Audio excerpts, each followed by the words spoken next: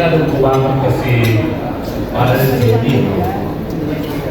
Unang pinagkakita nila is unang pinagkakita never enough. Never fall in love again. Over, di ba? Galing, no? Galing ng talis ka na tapos kinanta sa uli yung song na alam ng Panginoon sa at yung may version ni MC. Tapos sinabi na ito, pag yung nakakapaninig pala, hindi ko talaga yun. At bago yung kanta, napakinggan ko yung speech ni Dr. Ronald Lanama. Naiindig din yung balahibi ko kasi dalawa ng kaibigan ko si Dr. Lanama, panahon pa ni FDR, siyang presidente. At congressman ako si Dr. Lanama. Kasama kami sa kongreso. Congressman siya, ako naman ay nagduloon sa Congressional Planning and Budget Office. Yun ang think tank ng House of Representatives. Kami yung mga staff doon na gumagawa ng mga draft ng mga magaganda ng mga batas patungkol sa foreign policy, tungkol sa economy, development. So, nakikita kami doon at nagkasama kami ng ilang beses sa mga iba't ibang mga organisasyon at mga ibang mga komisyon. Kasama kami sa Yan, Habiba C, shout out. Kumusta sis? 2005. Kumusta? At ang problema talaga sinasabi namin itong constitution. Salamat. 1987 constitution. Kasi itong dokumentong ito ay ginawa ng mga appointed commissioners na hindi naman sila elected delegates noong 1986. They were appointed in order to craft a fundamental law that did not serve the Philippine people, but it serves and continues to serve the interests of a few groups of individuals who we call the oligarchs. That is unfortunately the church, of which Ayan, okay lang po sa nila. Super busy dito ako sa Pinas. Nandito po sa and the Pinas. businessmen who are now running the show in the country, politically, economically, socially.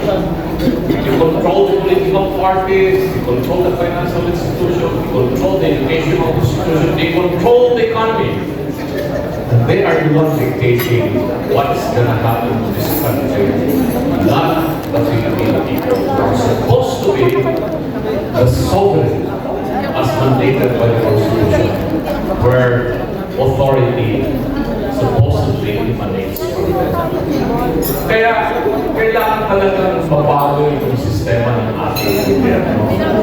Pero paano mabaguhin ito sa isang kapayapang pamahalaan? Kailangan natin iisa tulad ng sinabi niya a leader who has a vision for peace, for prosperity, for the development of our country. A leader who has a vision to know the problems as well as the solution of these problems in order to live out the lives of every Filipino. And there is no other person who can do that. Anong sabi nyo? Ibagsak ang makapiling. Ano yan? Makapiling. We know that she is not going to be beholden to Hindi nyo kasi naintindihan yan. Kaya ganun kayo magsalita. Sige nga. Yung mga Visayas Mindanao nga gustong bumukod na lang. At yung sinasabi ng China ay doon na lang magsuporta sa Mindanao. Ayaw nyo naman. Kayo ang makapili. Pero kikita ko itong mga leaders na nandito. Hindi ko na po kayo mapatid sa kasi lahat naman po kayo mga leaders. Karamihan po rito ay mga taga-Mindanao. Nandito. Pagkitin ko na si Councilor Danday Hirang Tagalog ng kaibigan. Dr. Ronald Lanama is particular. Huwag kang magmura. Alam mo yung sinasabi mo? 1,000 times balik sa'yo. Ikaw ang komunista. Maging Mindanawan. Di ba? Pinipiro ko kanina si Di ba yung mga komunista, ganyan mag-isip? partners, you know, some were telling that tonight's affair Na mo rin. is the establishment of a new Republic of Mindanao. Hindi po yun mangyayari. Kasi gusto natin ay Ikaw ang NPA. ng leader. O kaya baka adik ka. Kaya ka galit. Kasi isa ka siguro sa napiktuhan dati. Ang kampanya ng While I was listening to the speech Pulburon. of Dr. Adams, si Pangulong Duterte. sabi ko, partner, tungkol niya. Ayan, magandang gabi Alexander. That Shout out was sa iyo. one of the most beautiful privileged speeches Nililikturan that pala I've itong heard. isang I hope kumag na to. that you gonna say that also in the Senate. So ibig kong sabihin, dalawa na kami ni Atty. Torres dito, dalawa na kami abogado binabanggit yung senador. Kaya nga namang nag-iisang doktor na si Dr. Richard Matos sa Senado. Pwede bang ilantat natin isa ulit Dr. Ronald Agraman? Itutak Duterte kami ng 2025 elections. Pwede gawin natin Duterte 12. Dagdag natin yung ataman at sa Octavio, magiging Duterte 12. Di ba? Well, anyway, kami naman na kabayan. Kailangan po ninyong malaman itong problema darating sa atin. Itong mga susunod na araw. Sigurado, tatalakayin ng House of Representatives yung dalawang impeachment cases na naisampa sa House of Representatives against Vice President Sara. Huwag mo na ako magalaw-galaw.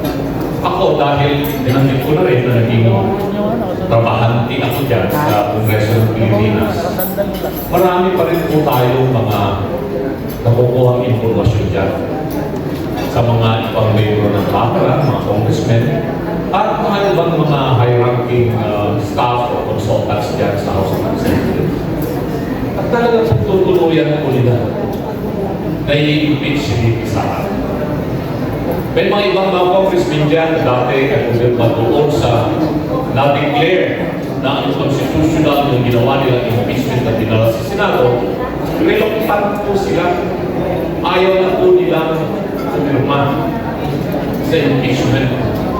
Kailangan kasi para dumiretso agad ng fast track express, habang nasa Senado yung impeachment, at least one-third of all the members of the House of Representatives will sign and endorse this impeachment in order that it's going to proceed to the Senate. Ayan, Sir Bimel, ingat po lagi at God bless po. Maraming salamat, Kagibas. Medyo Kayo din po, ingat. Ingat kayo, ingat. Basta labaw kayo. Bakit nauulitin yung kanilang pagkakamali? Dahil alam naman natin lahat na ang kapalit ng kanilang pagpirma doon sa namunang impeachment complaints na dinigay ng Constitution ay may kapalit na pera. At pinanggit yan ng mga ibang mga kongresista na pinanggit na kapalit ng pagpirma nila doon sa impeachment complaint ay magkapalit na pera. Pera public works. Pera blood to grow. Hindi po nila yun may tatago, alam na po ng taong bayan yan. At lahat po ng mga membro ng Kongreso ay suspect sila na nakatanggap. Eh, ano na yun ang mangyayari? Kung bibirma ulit sila, meron bang panibagong tanggapan na naman ng bilyong-bilyong pera ng taong bayan para sa impeachment ni Bibi Sara? Malamang, ganun po ang mangyayari. Pero dapat po ninyong isipin na yung malaking problema ng korupsyon sa ating bansa, kahirapan ng ating mahigit 60 milyon mga Pilipino at mga batang mga mag-aaral na wala po silang sapat na silid-aralan. There are more than 160,000 classroom shortage ng Pilipinas na yun. Halos hindi makapag-aaral yung ating mga anak ng maayos dahil sa kakulangan ng facilities education. Pero lahat po itong kapukulang ng pamahalaan, itong gobyernong nasa kasalukuyan ngayon, gusto po nila mapagtakpan yan. And one way for them, in order to divert the attention of our people from these chronic problems that beset our country today, is again to impeach Vice President Sara, and we are going to have Isa Azuela in the Senate. Kausap ko yung ibang mga senador ng mga kaibigan ko natin. They are under extreme pressure. Kung ano-ano na yung kanilang mga tinatanggap ngayong pananakot, at diyan huhulihin sila, meron silang warrant of arrest ng maganda, whether warrant of arrest galing doon sa ICC o kaya yung warrant of arrest na i-issue ng Sandigan Bayan on charges of conversation of public funds with falsification of documents which are non-bailable. So lahat po ito ngayon ay problema rin po inaako ng ating mga mahal na mga senador na sa tingin po sa atin ay kasama po ito sa kanilang kailangan. Kaya masakit man isipin, ako nasasaktan talaga ako dahil kabahagi ako ng paniniwala ko bilang isang Kristiyano, bilang isang Katoliko.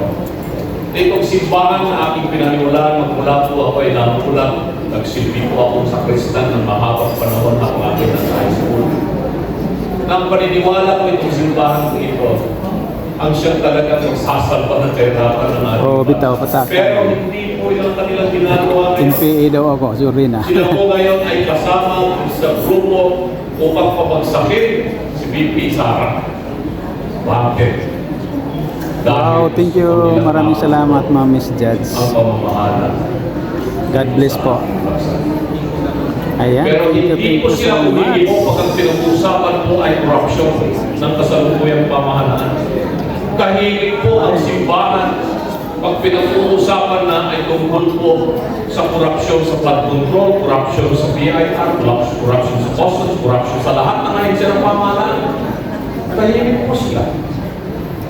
Pero pag ang pinag-uusapan ay tungkol kay VP Sara, Hindi. maingay Uy, po 250 pesos. yung simbahan. Doon po ako ay Oh, sinisuro. ibig pong sabihin po ito, ang simbahan na aking Pasubscribe naman. pinaniniwalaan, kabahagi pa lang Vigilant Boys. dito sa programa ng Subscribe po. Saluyot natin Thank you. upang sa ganun Vigilant Boys mapagtakpan ng katiwalian. Tsaka Ronda Balitaan lang. Mapagtakpan ng kayo. Ayun, mga DDS vloggers din po. Yun, Ma'am Miss Judge. Tayo naririwa ay Kasama namin dito pero ngayon. marami po sa inyo, malakas ang influensya nyo dahil po sa access ninyo sa social media. Yung mga nasa mainstream media naman, hindi dito nabanggit sa SMNI, ABS-CBN, Millionaire News Channel.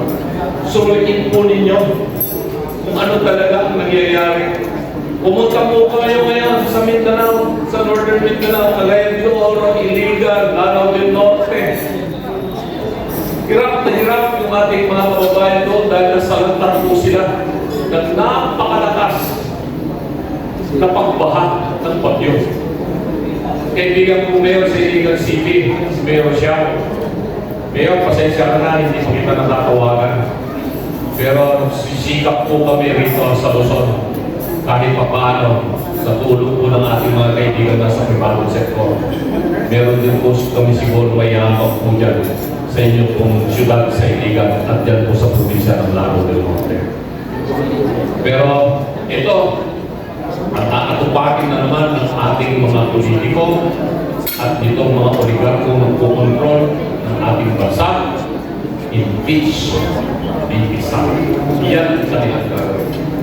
Kaya iusap po namin po sa inyo, huwag muna natin isipin yung 2028. Ang isipin po natin ngayon, paano po natin lalapanan itong hakbang na ito ng rehimen na nakaupo sa kasalukuyan at yung mga kalyado po nila na walang ibang iniisip kung hindi sila ay makabalik sa pwesto o manatili sa pwesto beyond 2028. Sa ngayon, enjoyin natin itong napakagandang awitin na inumpos ni Dr. Ronald Adaman, Agila ng Pilipinas, Inday Sara Duterte. I-share po natin ito sa ating mga followers, sa ating mga kaibigan. Kailangan po natin mag-viral ito. Million of viewers and followers in Facebook, YouTube, TikTok, Instagram, X, kung ano-ano pang social media network. Please, pakiusap.